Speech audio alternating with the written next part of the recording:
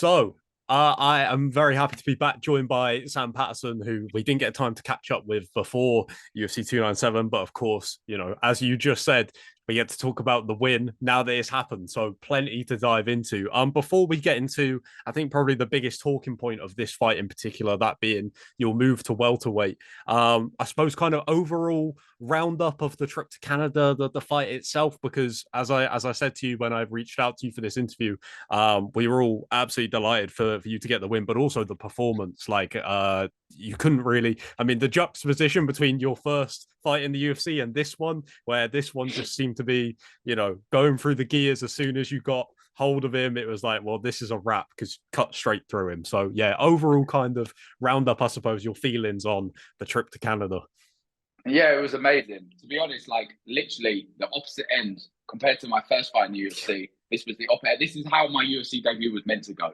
If all went to plan, this is how it's meant. But this is if it was that easy, everyone would do it, you know. So the trip to Canada was amazing. I actually prefer traveling away. I thought it'd be nice to come home, but I think I perform better when I'm away from everything I know. I'm dialed in. I'm focused on the task at hand. And Toronto was amazing. It was cold as hell. Don't get me wrong. I've never felt cold like it. Yeah, it's different out there. You come from England, but we're used to cold weather, but it's different out there. Oh my God. But other than that, yeah, it was just a great fight week. I had my head down and I was just focused. I was focused on the fight, not focused on making weight. I'm a professional, you know. I've always made lightweight when it looked tough. There's no way I was going to miss weight or welterweight. So yeah, I had a great week. I was focused on the job that I had to get done, not the scale. So yeah, overall it was a great week, and obviously winning. It's the game. It's what you're aiming to do. So yeah, it turned out to be a perfect week. You mentioned it then, right? I think that's the first thing we should get to with the difference in going up a weight class to welterweight. I don't think it can be, even though so many fighters have spoken about it over the years, I don't think it can be underestimated how much of a difference that can make when you're not spending your training camp not only focused on making the weight but thinking about it, even like physically and mentally, not having that hanging over the fight at all times. I know that you said in the past that when it gets difficult, that's when you'll go, when it doesn't feel right anymore. And they said on the commentary for that fight about how you went to the UFC PI and they were like, this doesn't make any sense that you can make lightweight. Like, I mean, Yeah, one look at you and most people would say that, right? But yeah, I can't even imagine, like I said, how different this camp must have felt without that hanging over you constantly, and not only affecting you in terms of your cardio and things like that, or just your preparations, but also just mentally having that mindset of I just need to focus on being the best me and not the 155-pound me. exactly that. You're not wrong. To be honest, if I would have won my debut, would I have changed things? Probably not. I would have kept suffering. You know, sometimes when you're winning, you don't want to change anything because you're winning. So even though it's tough, even though we're fighters, we're all pretty mentally like solid. You know, like when it comes to hard work, the grind. I don't know about all fighters, but I don't shy away from hard work. So it was tough getting to lightweight, but I was winning, so there was no reason to change it. And it took that loss and then to fall sick before trying to come back to make me move up, you know, and it made me realize my body was like injuries, falling sick, my performance, everything was just depleting. The closer I got to lightweight, you know, and I stopped evolving. I stopped leveling up because I just hated the fact that every session had to. I like hard work, but every session was about how much I could lose in that way in that session, and that's not the aim of the game. You know, you want to be leveling up as a martial artist. I pride myself on being a martial artist, and once I got away from that, it was time to move up. And this camp, I was training just as hard, but the difference is I was fueling just like correct the whole way through. Like I was able to push even harder. And by the end of each week, I'd be like questioning myself, have I worked hard enough? Because when I was going to lightweight, at the end of every week, I'd feel like death, you know, like I feel like, Yeah. which is, you're pushing your body to the limit. You are going to feel tired, but to the point where I could not do anything on Sundays because I had to sit there and rest till my body could go again on Monday. And that had nothing to do with the hard work. It had to do with the like refueling, replenishing the muscles and stuff like that. I wasn't doing that. Whereas this camp, I was getting to the weekend and I was tired from the hard week of training, but nothing like it lightweight. So I was questioning if I even was working hard enough. But knowing me and the people around me know me very well, it's not hard. I work hard, and I know that. And seeing other fighters and stuff like that, not that I compare myself to any other fighter, but I definitely do not shy away from the hard work. So this was a great camp, and I was focused on the fight, not the what scale, and that's the main difference. Obviously, I had a great career at lightweight. I've been competing at lightweight since I was 16, and sometimes, like I said, if it's not broken, don't fix it. But it got to the point that it took something to go wrong for me to actually change it. It's an interesting thing, I think, with your case as well, because a lot of people would point to the fact that you were competing at lightweight as, yeah, it's tough, but it makes up for it with the advantages that you have physically in the fight. But I think that especially in recent years, a lot of people have spoken about how that isn't necessarily true and how, it can take things away as well. Like I heard them say on the commentary that I think you must have told them in the fighter meeting or something like that about how the the disadvantage in being so much taller than your opponents is when you're managing the range, they can come over the top with counters. And I mean, I went back and watched the fight earlier, and you can see that that must have been something that Yohan Lainesse's team had worked on, because as soon as you were throwing something, they were looking to come over the top with something to catch you. Like, that's such an interesting thing that I don't think people take into account when looking at weight classes is being that much taller than your opponents is sure when you're grappling and things like that, being the bigger man is helpful, but there are things it takes away as well that can completely change your game when suddenly everyone has that counter to go to because you're so much taller than them. Like, of course, closing the distance is a disadvantage for them, but the fact that you are so much taller, it's an interesting thing that I think we're still kind of learning in MMA at this stage. And for you to have that and be like, well, okay, this is also a benefit of going up a weight class. Not only am I killing myself to do it, I can kind of take that away from opponents a little bit by there being less of a height difference between us. Yeah, don't get it wrong. Like, there's pros and cons. For me being a lightweight, there was pros and cons. For me being a welterweight, there's pros and cons. That's what makes this sport so great. If it was all pros, then I'd be the best in the world. You know what I mean? Like, and again, styles make matchups. There's so many different styles, matchups, sizes, body types. That that's what it is. There's pros and cons the whole way through. Whether I stayed at lightweight and struggled, or I go up to welterweight and I could still struggle. You know what I mean? It could be just a different struggle. I could struggle with the size of the guys.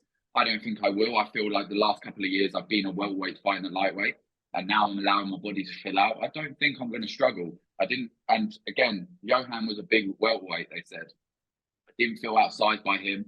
I think it's the benefit. Some people going up a weight class lose some of their attributes because of their height and stuff. But like you said, I was a tall lightweight. So me going up to, I'm still a tall welterweight. If you see some of them are still 6 foot, I'm one of the taller welterweights. I'm not as thick as them, but I will fill into this frame. And I'm allowing my body to fill into the frame. So I'm actually going to be one of the taller welterweights when my body fills out and I become a full size welterweight. That, you know what I mean? I'm not going to be outside, even if I was going middleweight, light heavy. Some of them guys are not even 6'3". So I've got that height advantage that going up a weight class isn't too bad for me if I allow my body to fill out and do it correctly.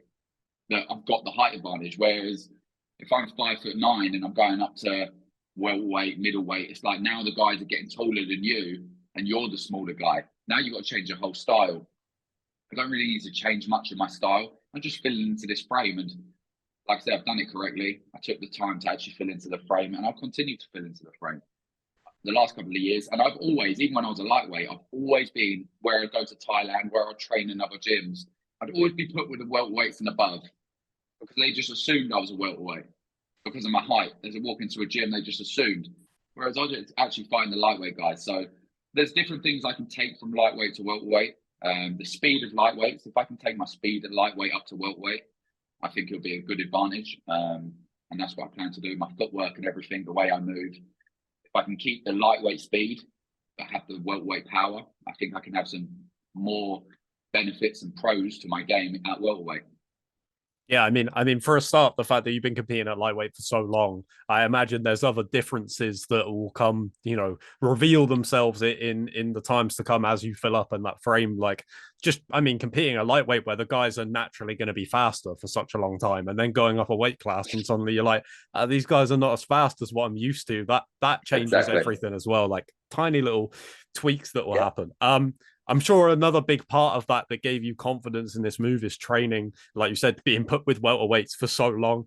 They did mention one particular welterweight that you spent some time with on the UFC broadcast, of course, Michael Venom Page, who we are still waiting for that UFC debut coming at UFC 299 that we were all incredibly excited for. But I remember hearing MVP talk for years, right? Because the thing that was thrown at him all the time was, "Oh, will he be any good in the UFC? Will he be any good?" And the thing he always said was, "I train with guys that are in the UFC. Like I know that I can do well in the UFC. You know, they're all mixed martial artists, even if some of them are in the UFC, some of them are in Bellator, or whatever." Going forward to his fight, how much time did you spend with MVP? I suppose in this camp. Actually, we'll get to that, and then I'll ask you about this Kevin Holland fight. Yeah, no, they like what the broadcast changed it from what he actually said. I only got one sparring session with him Right. up to the fight. It was just one session, Mhm. which I benefited as if I trained with him the whole camp. He told me some little tips and details, and it leveled up my game. Just that one session with him, and yeah, the broadcast obviously changed it. It made it sound like I'd done a whole training camp with him, Yeah. which was not true. I don't want him twisting it up that I made out I'd done a whole camp with him. I was fortunate to get a sparring session in with him, get some rounds in with him, and then yeah, like it's funny you've done this interview today. I literally have just finished training with him. He come Right. down again today, so I got another session in with him, helping him out for Kevin Holland. Obviously, I'm tall and rangy, um, giving him looks. So yeah, man, it was great to, like I said, it was one session, but what I picked up in those little details he gave me in that one session and seeing how he moves and everything, it helped my game, and I hope if it helps his game even better, you know. But he is UFC level, and like he said, you train with UFC guys. It's just a different platform, different level. There is different levels in the UFC. The same, some fights from Bellator coming over to the UFC and showing they can hang. So we're all martial arts at the end of the day, and we'll find out in March when he shows up and does what he does. I'm glad that you said that about how the UFC commentary kind of over elaborate on that, because I remember hearing it like live during the broadcast and thinking I didn't see any images of that or anything. Like I definitely would have picked up on this if I'd seen something and been like, "Oh, Sam Paul Yeah, spoke like with MVP." posted the picture of the sparring session like Right. on my Instagram. They obviously asked me the question about it, and obviously he's a hot topic right now. So if they can spin it to bring him into it, it makes me get sound better, and also brings him into it for his upcoming fight.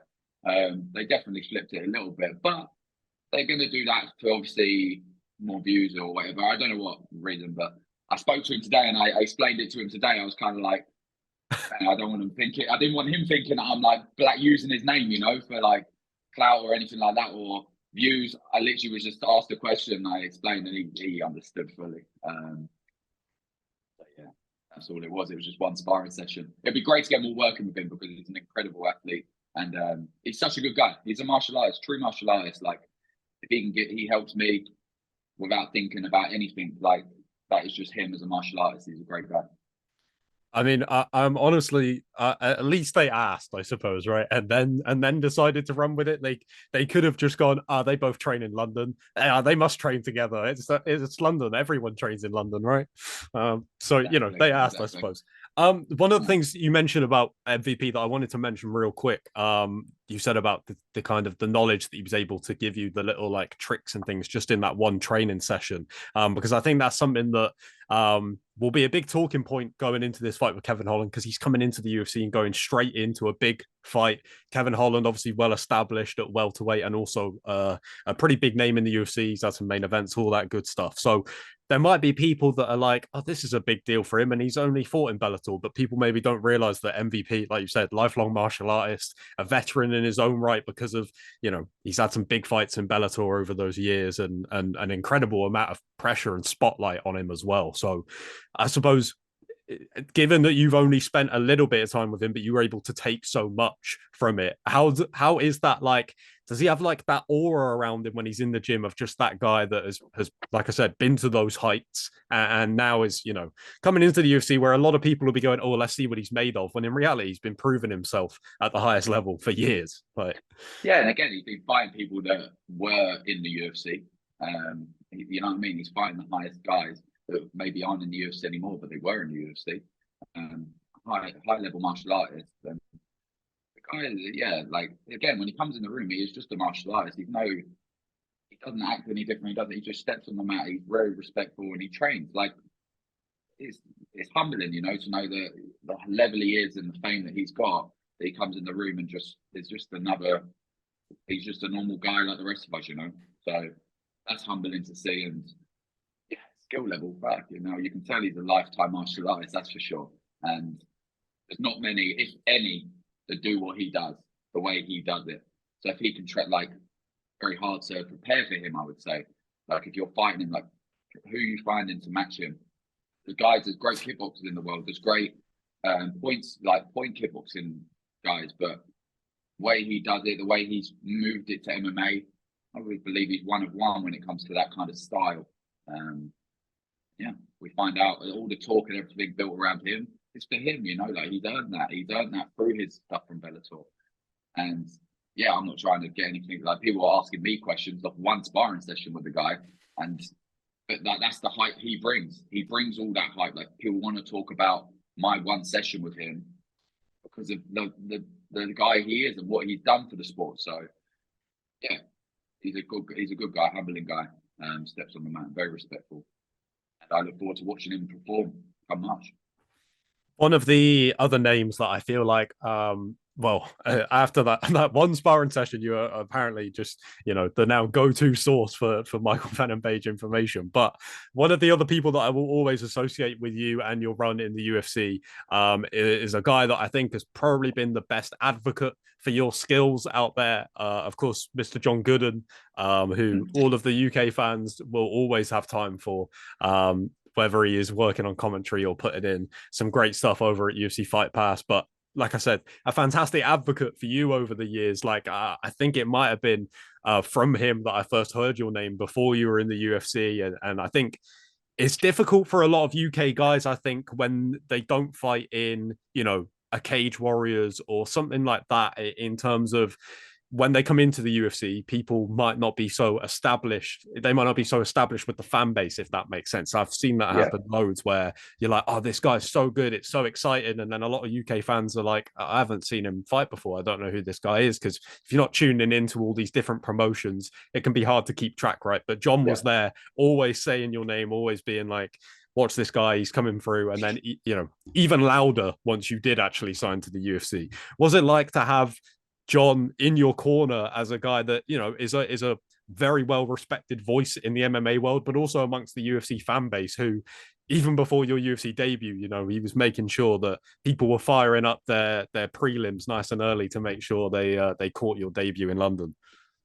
Well, yeah, like you said about if you're not fighting on Cage Warriors, then people in the UK don't really know. And I wasn't. I went down a whole other path and went down more international and fighting in Brave, more in the Middle East. So people in the UK didn't know who I was. But the level I was fighting over in Brave was, some guys were in the UFC and some guys were literally are those hidden gems that you don't even know about. And I was fighting them kind of guys, Dagestani wrestlers and people with all these different styles around the world. I've already been tested by them and